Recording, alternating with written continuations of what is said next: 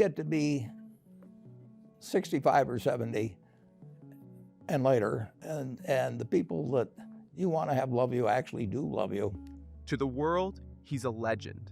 A man who eats at McDonald's, drinks 5 Cokes a day, and still lives in the same humble house he bought for just over $30,000. For decades, Warren Buffett has been celebrated as the kind, grandfatherly icon of investing, a symbol of wisdom and common sense. But what if that was only half the story? What if the empire he built was forged with tactics so aggressive, so cutthroat, that they seem to belong to a completely different man? This is the story of the two Warren Buffett. So when you picture Warren Buffett, you get this image of a wise old grandfather, right? Sharing timeless advice from his home in Omaha. This is the Buffett everyone knows and loves. The man famous for his almost superhuman discipline in a world of financial chaos. His most famous saying is a perfect example of this mindset. Be fearful when others are greedy, and greedy when others are fearful. It's simple, but it's genius. This is the guy who preaches patience, holding on to companies for decades, looking only at their real long-term value. And despite his incredible success, he comes across as totally humble, always learning, always admitting when he gets something wrong. He even has a simple formula for the people he trusts: intelligence, energy, and integrity. But, as he famously says, if they don't have the last one, the first 2 will kill you.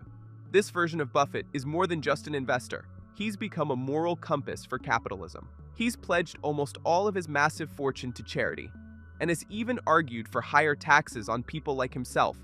It's a powerful story, a legendary story, but it's not the whole story. However, to really get the full picture, you have to rewind the clock, back to a time when Warren Buffett was more feared than he was loved. Long before he became the Oracle of Omaha, his methods were far more aggressive. In the 1970s, he and his partner Charlie Munger came under SEC scrutiny for their tactics in taking over a company called Wesco Financial.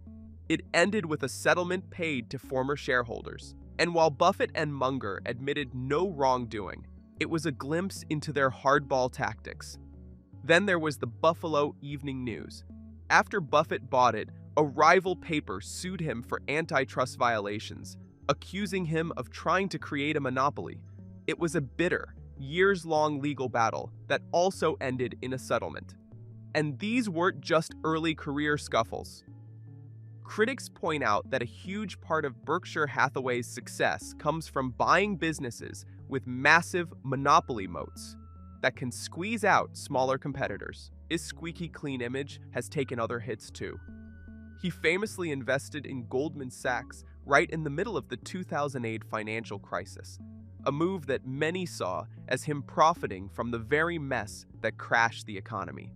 He also got heat for not speaking out against a massive executive pay package at Coca-Cola, which looked like he was turning a blind eye to corporate greed. More recently, his personal trading has come under scrutiny, raising questions about transparency. This is the side of Warren Buffett the public rarely gets to see, the shrewd, relentless businessman whose actions, at times, seem to clash with the very principles of integrity he preaches.